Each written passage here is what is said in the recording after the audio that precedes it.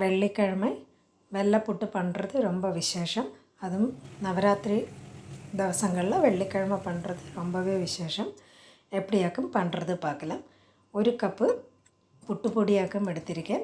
അത് നല്ല ചുമക്ക വാനിലയിൽ വറുത്തെടുക്കരുത്. നന്നായി ചുമന്ന് ഇതുപോലെ പൊൻനിറമാകുമ്പോൾ മാറ്റി വെച്ച് തണുക്കരുത്. അതേ കപ്പിൽ ഒരു കപ്പ് വെള്ളം എടുത്ത് അര കപ്പ് വെള്ളം വിട്ട് ഉരുക്കരുത്. പുട്ടുപൊടി ഒന്ന് തണുത്തതിന് പിറക് വെള്ളം വിട്ട് ഇതുപോലെ പുട്ടുമാവ് പിശയறது പോലെ നന്നാ പിടിച്ചാൽ പിടിക്കണം, ഉതുത്താൽ ഉതുക്കണം. അന്ത പരുവത്തിൽ നന്നാ പിശഞ്ഞ് വരും. ഇത് കഴിഞ്ഞിട്ട് ഒരു അരമണിക്കൂർ ഇതുപോലെ അടച്ചു വെക്കല. ഏകദേശം അരമണിക്കൂറാകുമ്പം അന്ത ഇഡലി ചെമ്പിൽ വെള്ളം തിളപ്പിக்கிறதுக்கு വെക്കണം. ഏതെങ്കിലും ഒരു തട്ടോ ഇതുപോലെ ചിപ്പിലോ വെച്ച് പുട്ടുപൊടി എപ്പടി ഇരിക്കും പാക്കലാം. അരമണിക്കൂർ കഴിയുമ്പോൾ പിന്നെയും അതിൽ വെള്ളം തളിച്ച് നമുക്ക് നന്നാ പിശയെ പറ്റുമ്പോൾ തന്നെ എത്രയും വെള്ളം തളിക്കാൻ പറ്റുമോ അത്രയും വെള്ളം തളിച്ച് നന്നായിട്ട് പിശഞ്ഞെടുത്ത് ഏകദേശം ഒരു കപ്പോളം വെള്ളം തളിച്ചിട്ടുണ്ട്. അതൊന്നുകിൽ പുട്ടുകുഴലിൽ വെച്ച് ആവി കയറ്റി എടുങ്കോ.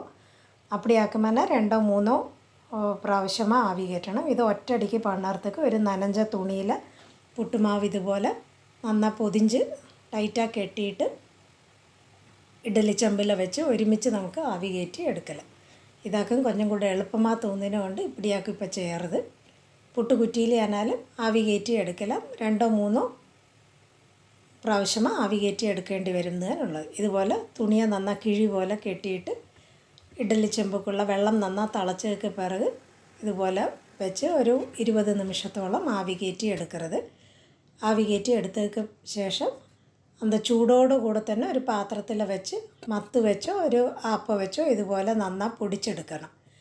പൊടിച്ചെടുത്തതിന് ശേഷവും അതിൽ കൊഞ്ചം കട്ട ഇരിക്ക് തോന്നിനാനെ ഒന്ന് തണുത്തതിന് പിറക് മിക്സിയിൽ പോട്ട് ഒന്ന് അടിച്ചെടുത്തുങ്കോ. ഉരുകിന വെല്ലത്തെ ഒരു വാനിലയില കട്ടിയുള്ള വാനിലയില ഇതുപോലെ ഉരുക്കിയെടുക്കരുത്. അതോടെ പരുവം ചൊന്നാന നല്ല കല്ല് പരുവமாக കിടക്കണം.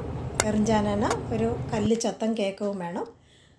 അതിൽ ഏലക്ക പൊടിയെ പോട്ടിട്ട് നമ്മൾ പൊടിച്ച് വെച്ചിരിக்கிற அந்த മാവ് ഇതിൽ പോട്ട് നന്നാ കിളറിൻ്റെ ഇരിക്കണം. നന്നാ ഉതിർന്ന് വന്ന് നല്ല പുട്ട് പോലെ ഉതിർന്ന് വരും. നല്ല പൂ പോലെ ഉതിർന്ന് വറുത് വരെ കൈവിടാതെ ഇളക്കണം. ഗ്യാസ് ഓഫ് ചെയ്തുള്ള വെള്ളപ്പാകക്ക് ചൂട് കാണും. അതിൽ നെയ്യിൽ വറുത്ത അണ്ടിപ്പരിപ്പും കൂടെ പോട്ട് അന്ത നെയ്യും കൂടെ വിട്ട് നന്നായി ഇതുപോലെ കളരി എടുത്താൽ തന്നെ വെള്ളപ്പുട്ട് റെഡിയാവും.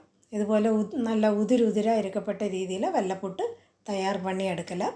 വെള്ളിക്കിഴമ നവരാത്രി സമയത്തിൽ ഇതുപോലെ എല്ലാവരും വെള്ളപ്പുട്ട് തയ്യാർ പണി പാരുങ്ങും.